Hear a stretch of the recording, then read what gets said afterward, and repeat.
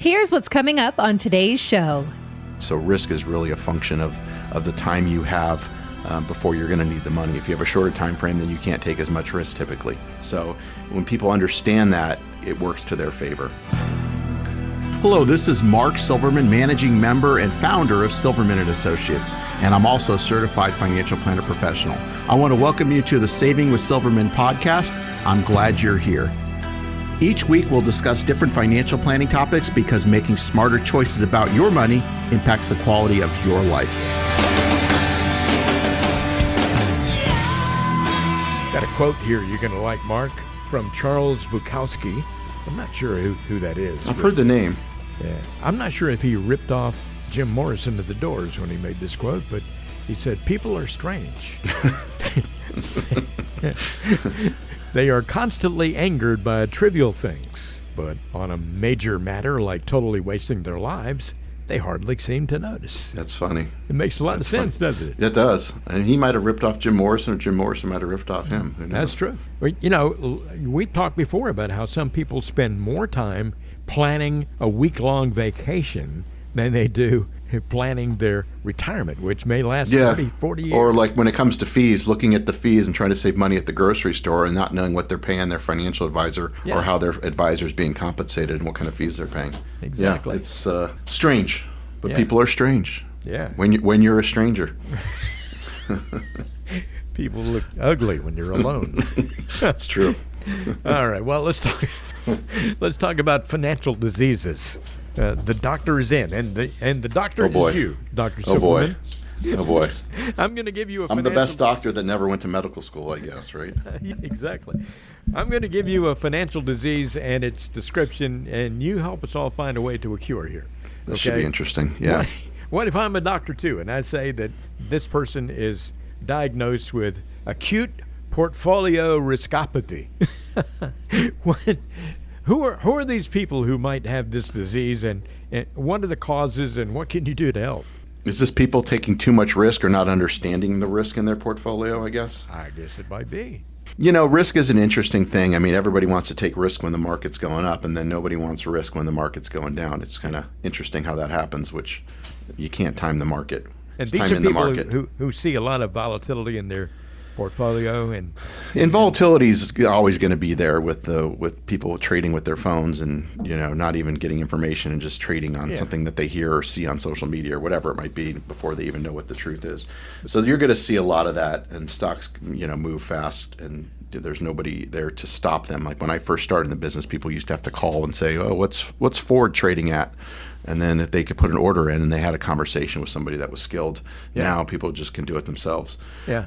Computer trading and all that other stuff has really led to a lot of the volatility. But risk is interesting. It really depends on your time frame. If you have a lot of years left before you actually are going to need the money, you can take more risk. It really doesn't matter what it's going to do in year 1, 2, or 3. It's you want the highest return over a longer period of time, and so risk is really a function of the time you have before you're going to need the money. If you have a shorter time frame, then you can't take as much risk typically. So when people understand that, it works to their favor. And a lot of people, unfortunately, don't understand that. People are sitting in cash, and especially now with these money market rates, which seem higher, but inflation's higher. So they're kind of enamored by these high money market rates. And in the end, after you consider inflation and taxes, they're really not making much. And when you're 60, you don't need to be invested the same way you were when you were 30. Correct. It changes over time for sure. It does. So, acute portfolio riskopathy can lead to other health issues like upset stomach. You can't sleep at night. You're all stressed out. I mean, my goodness, it's a terrible thing to have. How about if you were to tell me, Ron, you have old fogies disease? What is that all about? Somebody that's got a long lifespan, I guess. Yeah. And hasn't planned well, because the number one thing when we do planning, the number one overarching goal is they don't want to run out of money. They don't want to be a burden to their kids or whatever it might be. They want to make sure they have more money than they do life. And obviously we don't know how long each of us are going to live, but we do know that people are living longer, not necessarily healthier, but people are living longer, which it costs money, whether you're alive and well or in a home.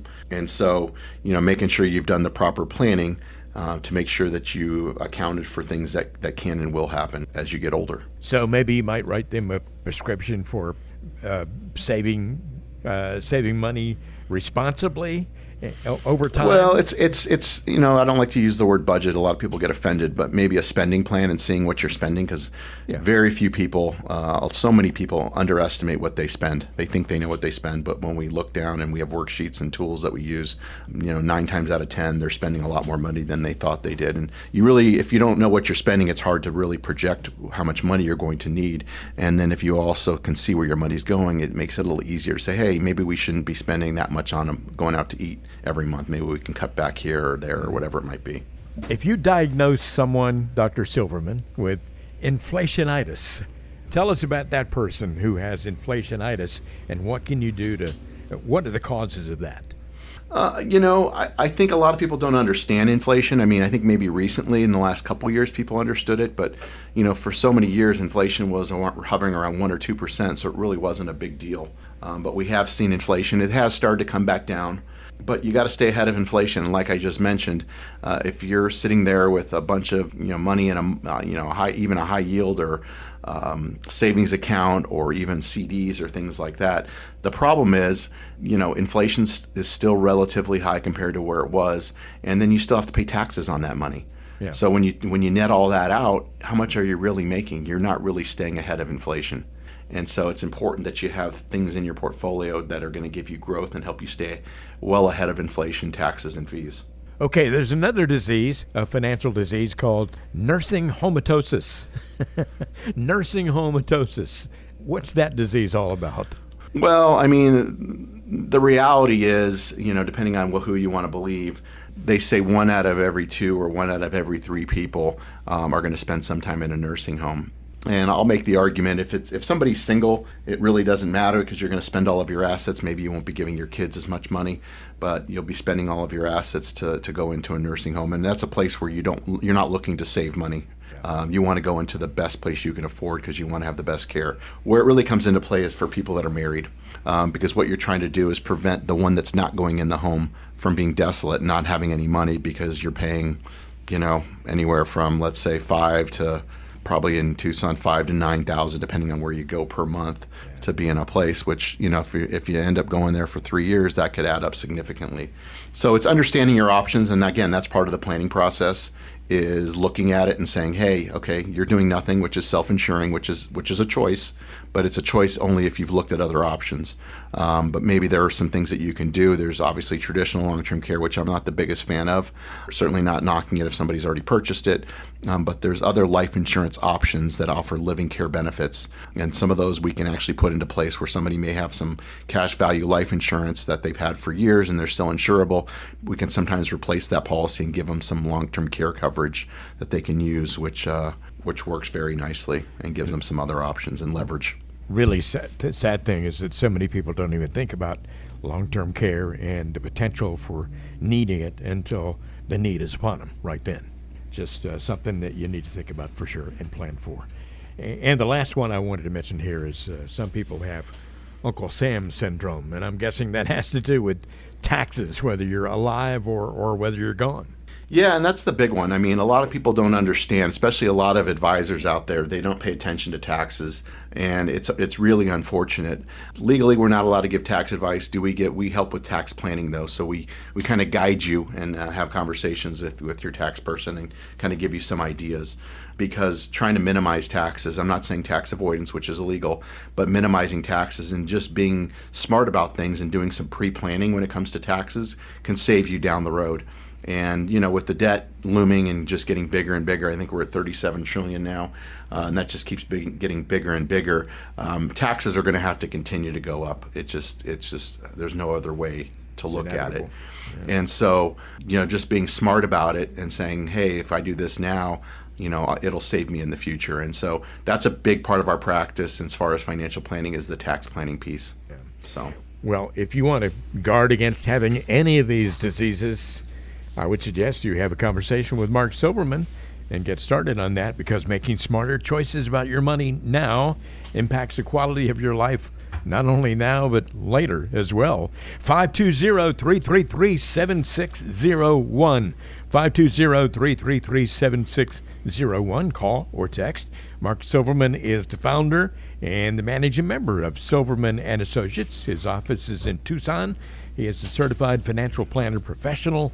If you'd like to have a conversation with him, 20 minutes or so on the phone to start, then call this number, 520-333-7601. Remember, there is no cost for this and no obligation. 520-333-7601. You've been listening to the Saving with Silverman podcast. If you have any questions at all about your financial situation, please give Mark Silverman a call. Again, his number is 520-333-7601. Or go online to savingwithsilverman.com. For Mark Silverman, I'm Ron Stutz. We'll see you next time on the Saving with Silverman podcast.